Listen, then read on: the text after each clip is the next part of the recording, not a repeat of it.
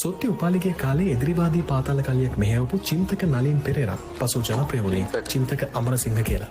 ඔහු කාලයක් තිස්සේ අපරාධ රසකට චෝදනා එල්ල වුණු පෞලික සමාජිකයෙක්. උපතින් පෙරේරා කියන වාසගම තිබුණා. ඔහු අපරාධ රසකට සම්බන්ධ වුණු තමන්ගේ මාම කෙනෙක් වන නොයල් අමරසිංහගේ නම පසුව භාවිතයට ගන්නවා. සොට්ටි උපාලිගේ කාලේ හිටපු මානු නිහා චීන වගේ ප්‍රබල සමාජිකයන් ඝාතනය කිරීමත් එක්ක තමයි චින්තක අමරසිංහ තමන්ගේ බලය පතුරවමින් මේ කාලෙට පැමිණෙන්නේ.